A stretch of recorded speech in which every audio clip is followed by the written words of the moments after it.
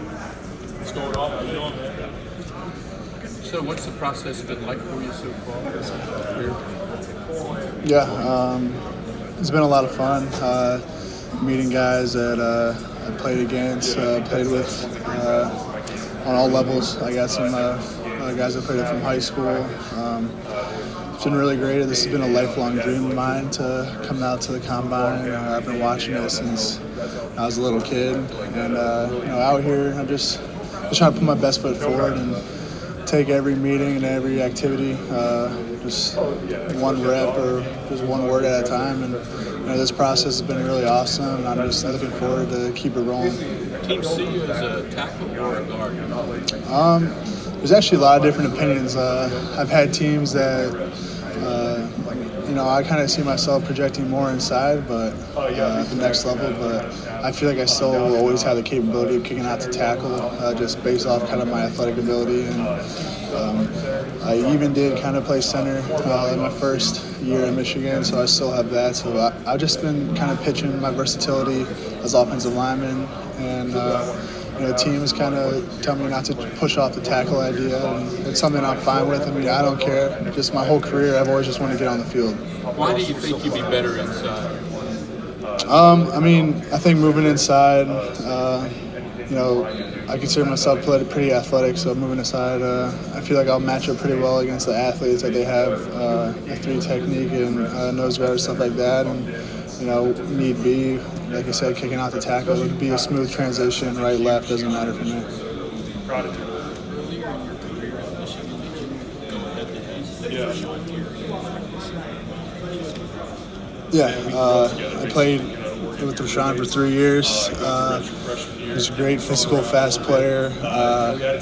I took my lumps against him in practice, but it got me to this point out of my career, and I'm thankful for how hard he pushed me. I never really told him that, but it was always I always went into practice just trying to beat him and other guys that I grew up had to go against at Michigan. The Taco Charltons, the Chris Wormleys, Willie Henry, stuff like that.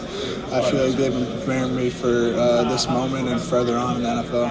Your father played football wrestling growing up. I imagine you grew up in English. Does that have wrestling being play for the same franchise that once football came started? Yeah, it would be really cool. I went to the same school as my dad, playing for the same professional team in kind of the area where we settled down. Haven't really thought about it too much. I don't want to get my hopes up, but it would be something awesome. I grew up just in the tradition of Philadelphia sports. They're different about their sports down there. I don't know how else to say it, but I understand everything about that city and the toughness and the grit that they expect from their players. And if I'm lucky enough to go there or any NFL team, I'll always put my best out for them. Along those lines, have you watched them talk to you at all? I talked to them a little bit. Not really, no formal interviews with them, but just a little bit, yeah. What was it like growing up with Jon Runyan? He was such a prominent player in the Philly area, and really he's had such an amazing life after football. What was it like? What do you remember? Yeah, growing up it was kind of hard, especially trying to play football in the Philadelphia area.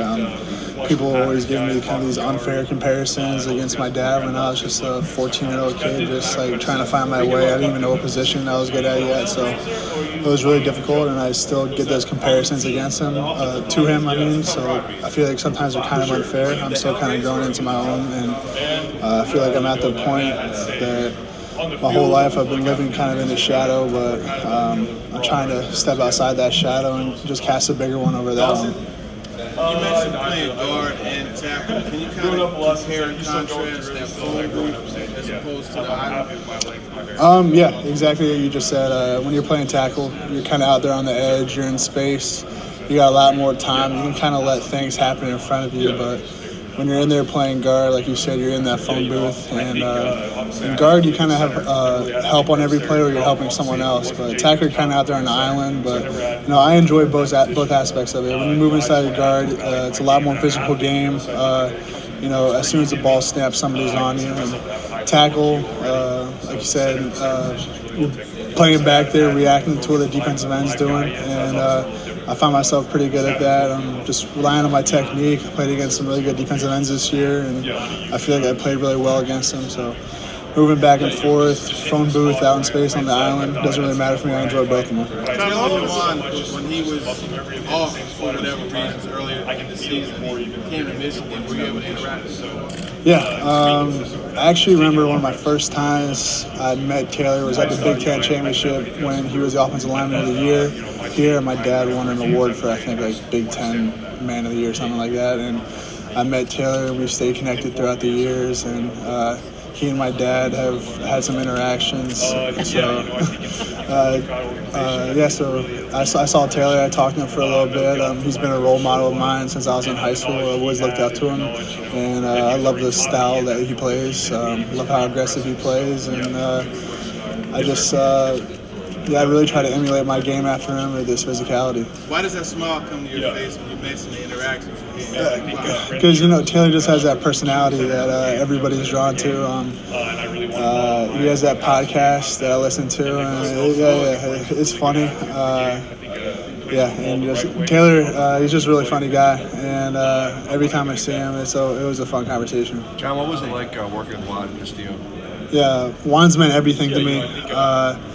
He got to Michigan around this time last year, and he set up these workouts and sent us workouts that we could do, and we'd go out there on the field and go through it, and we'd be able to go up there, and he taught us how to watch film, how to watch tape, and how to prepare for opponents, and he would make cut-ups for us against with the plays that we had from last week that were good in practice or in the game and stuff we have to work on to improve, and cut-ups of players that were playing this week and their moves and their counters off that, and just he'd always preach us to rely on our technique. And like I said, I went against some really good defensive ends, and I was never nervous for 1 second because I went into every game just knowing I was prepared and just had to do what I've been doing for this past week in practice, and it turned out really well. So Juan was really instrumental to my technique this year and everything for you. Was it cool to share that with your dad, that experience of being coached by Juan? Yeah, it really was. I remember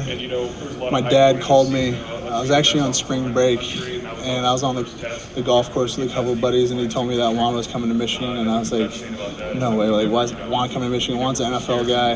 And Juan actually thought that I had graduated at the time, so he was like, I'm sorry, I missed you. And I was like, no, I'm still at Michigan. So, that was really awesome. I remember growing up with Juan. His son went to my high school for a year.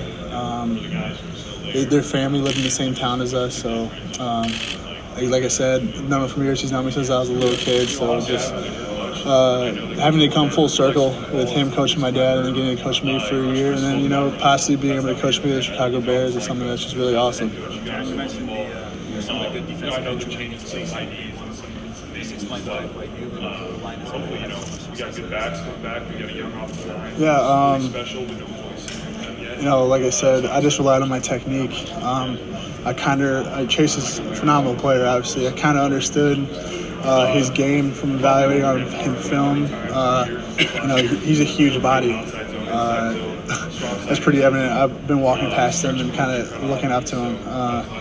But I kind of knew his game, and he's not really that big bull rushing guy. He's going to try to beat you with speed, and when he does beat you with speed, he's going to burn you, and he's going to hit the quarterback hard. I mean, I remember he got me one time, and he planted Shea, but Shea got the ball off in time, and I felt so bad because I heard him pick up Shea and dump him on the ground. And You heard him? What? You heard him? No, I heard it when Chase picked him up and dumped him on the ground. I heard Shea exhale, and it just felt so bad. And that was the one hit that I let up on Shea, and I felt so bad. And I looked at Shea in the eye, and I just apologized to him right there. It was a third down, and it was kind of late in the game, but I was able to get into a rhythm against him. I knew that I had to get off on the snap count, and it was kind of tough because with this offense we had no indicator, and we kind of just went on first down clap. So that was really difficult, and he's up there in a 2-point stance staring at the quarterback, so I'm kind of at a disadvantage there. But I was able to work it, and I felt like I did pretty good for myself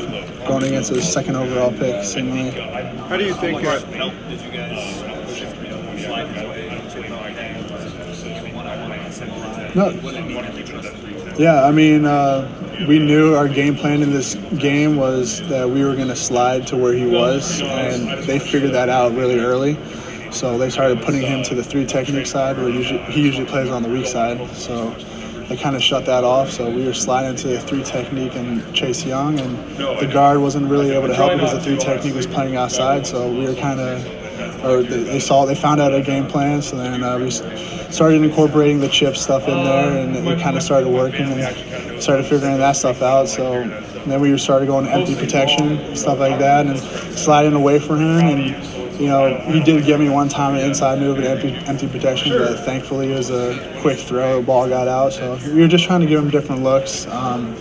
People like to say that we triple teamed them. Kind of, I don't think you can ever triple team somebody. Like, it doesn't just make sense mathematically. So, yeah, I mean, do what you can to eliminate one of the best players in the country, and that's what we did. And you know, he's a great physical player. A lot of respect for him. He's going to do great things in the NFL.